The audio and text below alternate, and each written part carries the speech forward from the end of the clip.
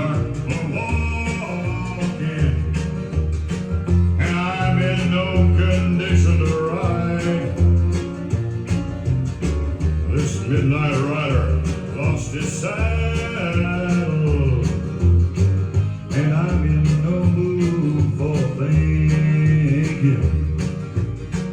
I need some liquid consolation. This night ain't fit for another drinking. Now, I know your reputation. Ah, yeah, this night ain't fit for nothing but drinking. Yeah, according to Dave Dudley. Yeah. This Friday Cheers is dedicated to Gary over at Physical Format Jazz. Gary, yeah, I'll tell you in a minute about Gary. Hold on, let's get back into this. Dave Dudley, right? I wanna watch that memory sinking. Bring me one more before the crowd comes. This night ain't fit for drinking. Yeah, you get the idea. All right.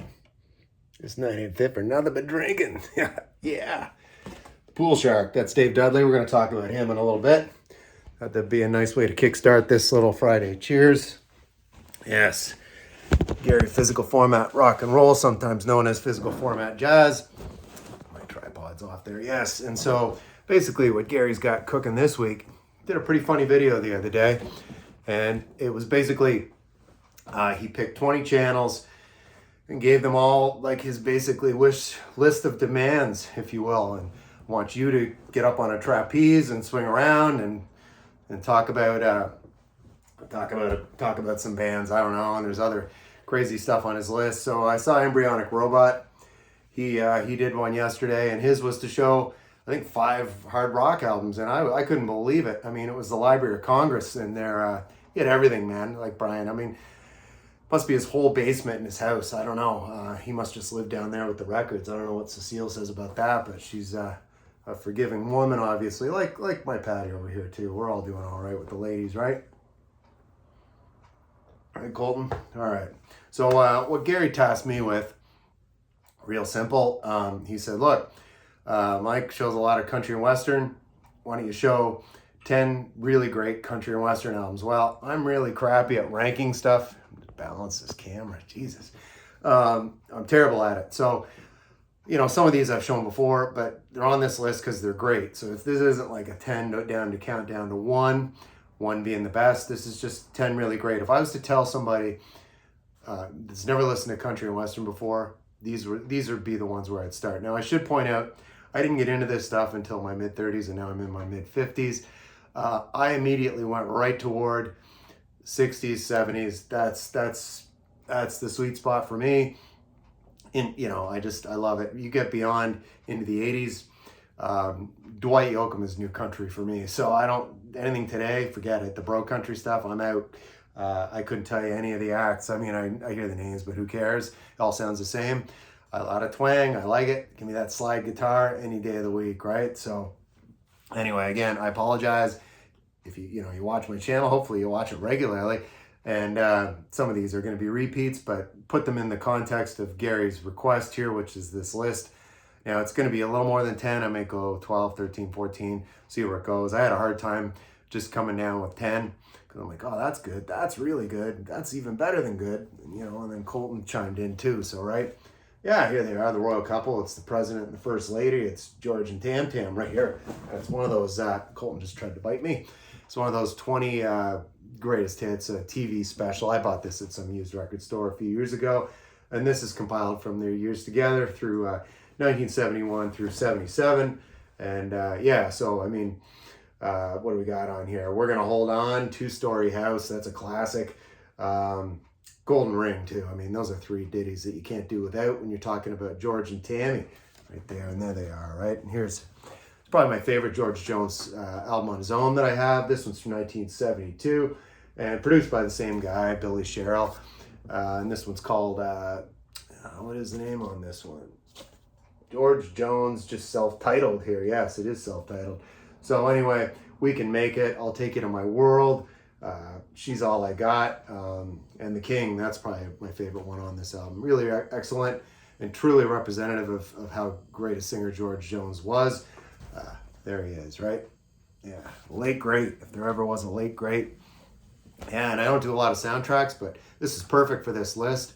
It's The Coal Miner's Daughter. It's the biopic from 1980, starring Sissy Spacek. There she is, playing Loretta Lynn, life story of Loretta. And I gotta say, Sissy Spacek sings most of the songs on this, with a couple of exceptions here, being the Patsy Cline.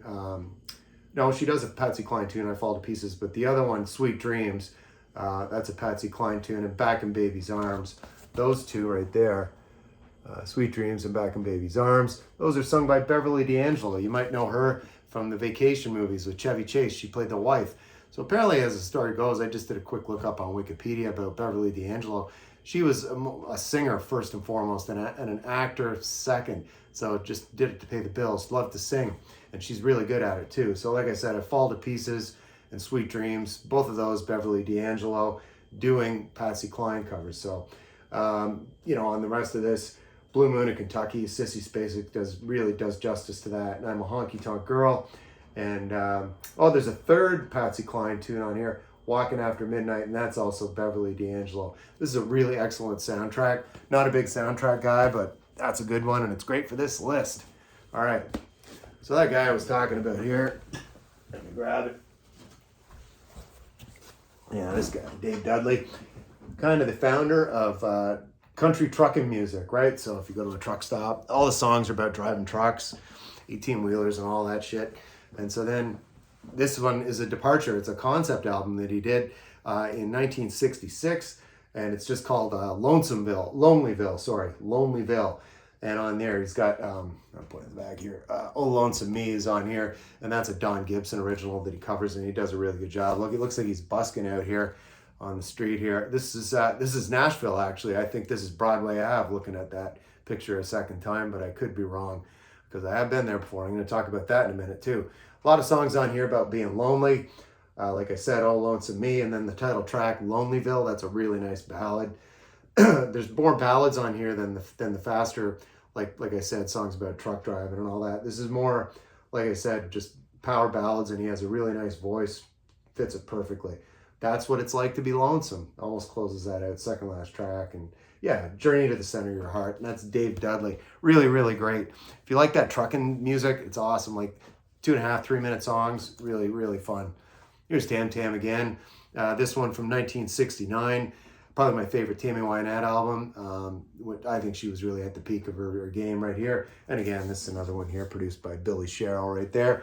And Elvis's friends, the Jordanaires, singing backup on there. So I'll See Him Through, Love Me, Love Me. Cold Lonely Feeling is the best song on this. I mean, it's just terrific. I mean, boy, she can sing. He Loves Me All the Way. That's another one. And that was maybe a precursor to a relationship with George, because they hadn't hooked up quite yet in 1969. All right. Willie Nelson. I've got a ton of Willie Nelson records, so it's kind of hard to pick just one. And I showed this one recently in the context of my friend Sam St. John. He had shown a copy that he picked up of this. Well, these two guys were friends. Of course, you're the Highwaymen right here, where they collaborated. Waylon Jennings, Willie Nelson, Chris Christopherson, and I said Waylon Jennings. Johnny Cash is the name I'm missing there. So that's the Highwaymen. That's another one. So they were buddies, eh? So again, this one from 1979. That was before that. Highwaymen album was 1985. That came out. So this is all. It's like it says, Willie sings Chris and sings Christopherson. Me and Bobby McGee makes it like he's such an interpretive vocalist that these all sound like Willie Nelson originals. They really do.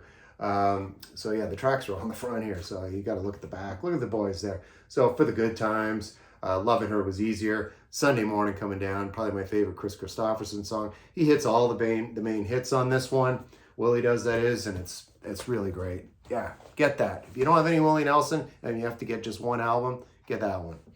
All right. Oh, yes. Here they are. Loretta and Conway right there. So this is Lead Me On, 1971.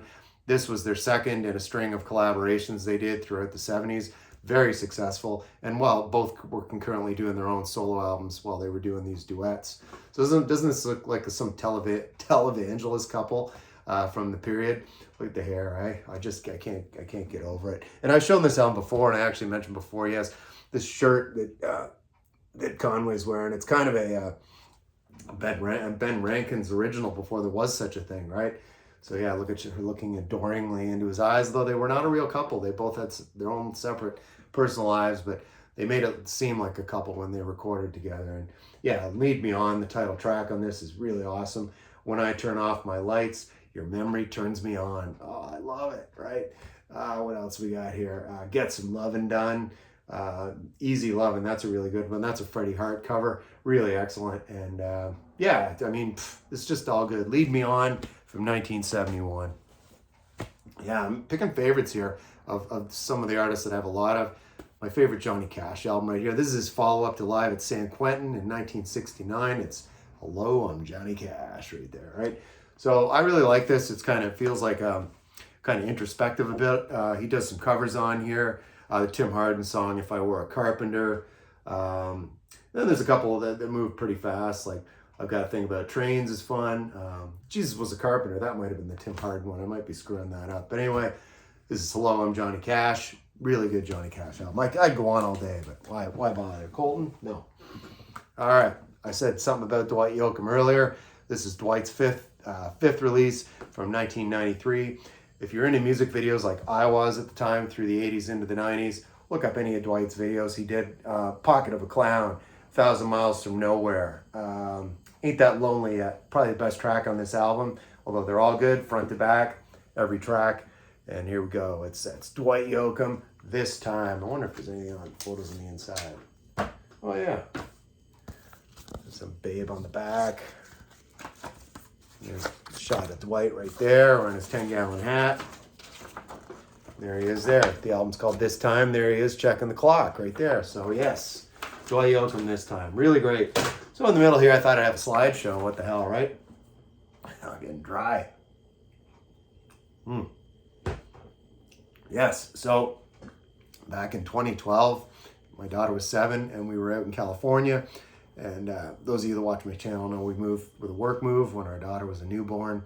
And she's going to be 20 this summer. I can't believe it. So anyway, we were out in California for a number of years, 5-6 years, and then moved back with another job move. So we moved back to the Boston area a second time. But this time it was June, so Patty decided to fly with our old cat, Mr. Sponge, who's now deceased.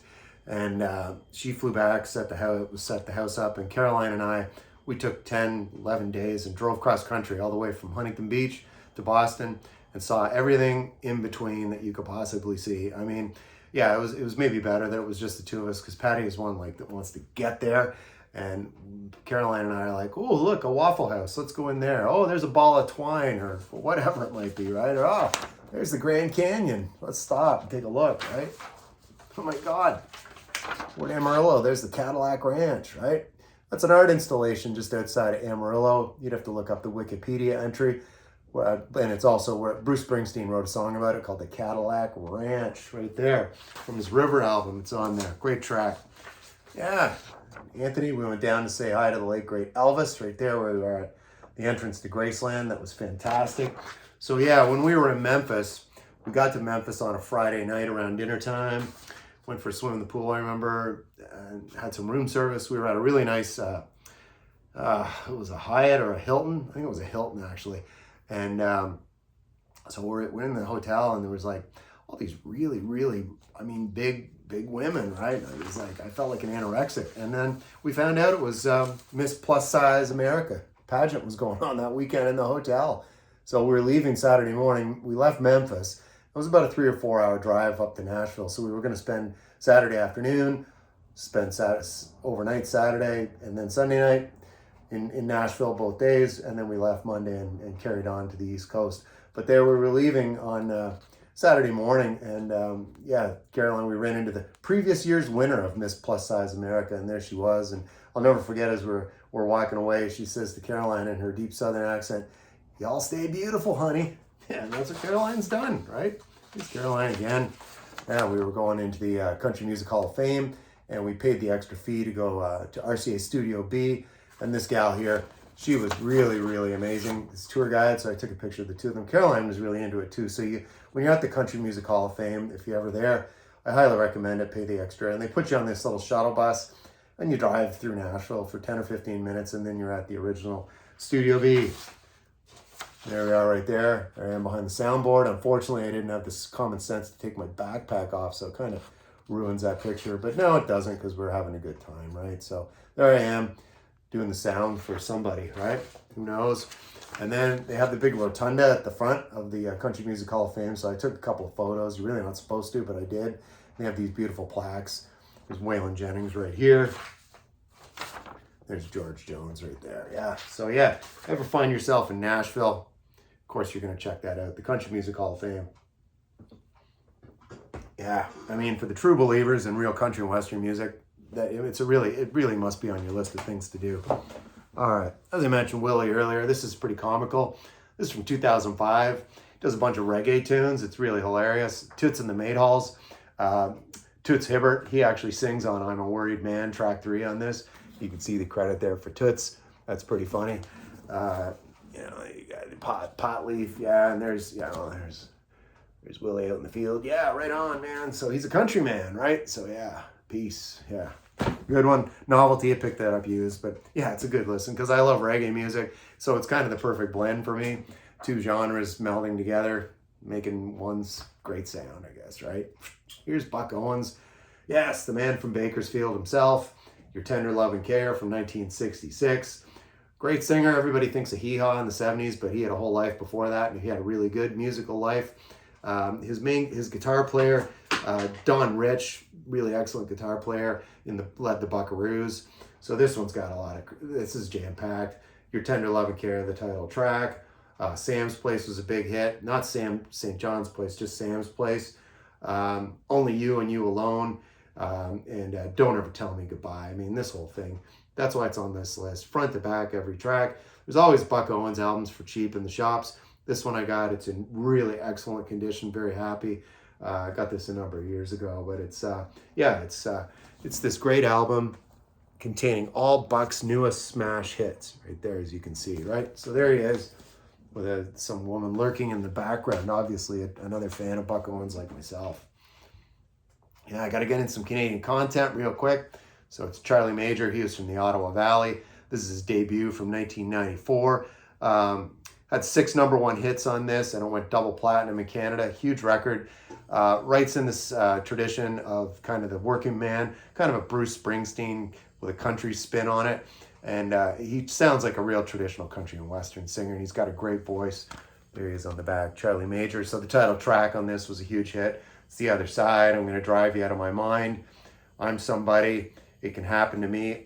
It Can't Happen to Me, rather. All those were big singles for Charlie Major. Yeah, and this was a bit of a departure for me at the time to buy this. But a friend of mine had it, and I remember saying, hey, this is pretty good. So I went and picked myself up a copy. So we're near the end here. Mentioned Waylon earlier here. We got here. Yes, right here. So Honky Tonk Heroes, original release. I think the original release on this, 1975, I think. And this was a CD reissue from 1994. So it's really great. This is like a if you know Billy Joe Shaver. I don't have any Billy Joe, but he wrote a lot of songs for a lot of people, and he was a singer in his own right.